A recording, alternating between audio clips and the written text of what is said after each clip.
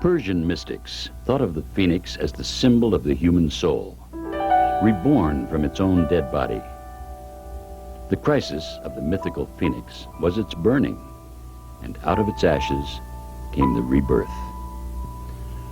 One has the choice of viewing crisis as a positive aspect of change. The crisis for Azim Khamisa was the shooting of his beloved son, Tariq. This tale ends where most tales begin.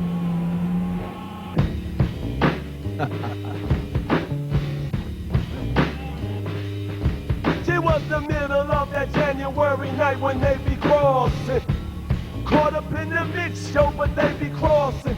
Like TNT, they would explode. Tony Bone and Tariq, they were headed for rip mode. Tony Bone told the 9mm while Tariq was on the streets of North Park toting. Here comes some pizza, y'all. Let's rob some pizza, y'all. You got my 9 bones, you ready? Is you ready? Antoine, he was the boss of the Black Mob Deep as they stood against the wall of the driveway. With these other 3 youngins looking up at this youngin' as if he got some power or some mad something. Tariq was scared of what was running through this man's mind. Tony scared with his hand on his man's 9. Antoine gave the call, the hammer dropped, and now both lives are gone. Most of us don't think that our children die before we do. So never expect to bury your children. Tariq grew up in an environment with family and religion and values. He was a very kind person, a very generous person. Tariq also was blessed with a very great sense of humor. He laughed very easily. I remember that he could soften even the most gravest moments with a crack or a joke. He was very happy in his relationship with Jennifer. And they had plans to get married. Losing an only son is devastating. Tony grew up as a child who was born to a 15-year-old, my daughter. And so Tony relied a great deal on people in the family other than his mom. My mom assisted with his raising. I, of course, assisted with his raising. He was very troubled by the fact that he didn't have a relationship with his dad. But invariably, the call of being with his friends got stronger and stronger.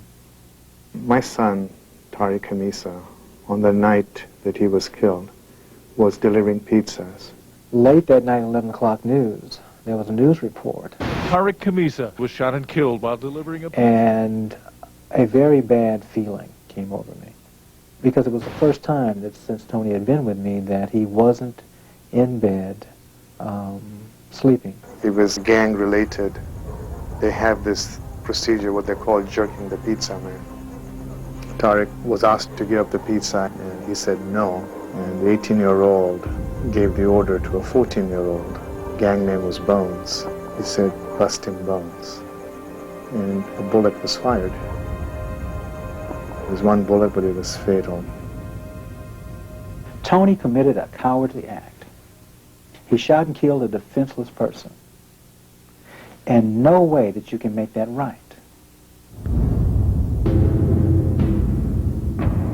Admitting, sir, that on that date you did in fact shoot and kill Mr. Khamisa during the attempted commission of a robbery. Is that correct? Yes. Tony did the right thing and took responsibility and pled guilty to first-degree murder. And at his sentencing, he gave a very emotional, remorseful speech. On January 21st, 1995, I shot and killed Tariq Khamisa, a person I didn't even know and who didn't do anything wrong to me. I still don't know why I shot Tariq. I didn't really want to hurt him or anyone else. I'm sorry for the pain that I caused with Tariq's father, Mr. Khamisa. I pray to God every day that Mr. Khamisa will forgive me for what I've done. Azim's astonishing reaction? Forgiveness. Time now for our Friday Making a Difference report and the story of a man whose capacity for forgiveness is astonishing. He suffered the worst loss a parent can ever face, and yet he decided to turn his grief into something positive for himself and a troubled young man. Here's NBC's John Larson. Azim Khamisa, the father of the victim, buried his only son Tariq, according to their Muslim custom. He climbed down into the muddy grave. It had been raining, and they lowered his son's body, wrapped in a white cloth, down into his open arms. Yeah, I didn't want to live there alone. I stayed there a long time. When something bad happens, you can stop that bad from happening to other people. But when he finally came up, he did something remarkable. It is wrong to lie, to cheat. First, he forgave the family of the killer. It was a defining moment in my life. Only through that forgiveness, which in turn helped Azim start the Tariq Khamisa Foundation, speaking together to more than 1 million children about the real pain of violence. And sometimes it scars the soul forever. Remember the choices that you make. And remember, they live with you for the rest of your life. The real obligation is to your children, grandchildren, and other young ones in our community who have not been stricken. Please believe me when I tell you, our children are not safe. Thank you and God bless.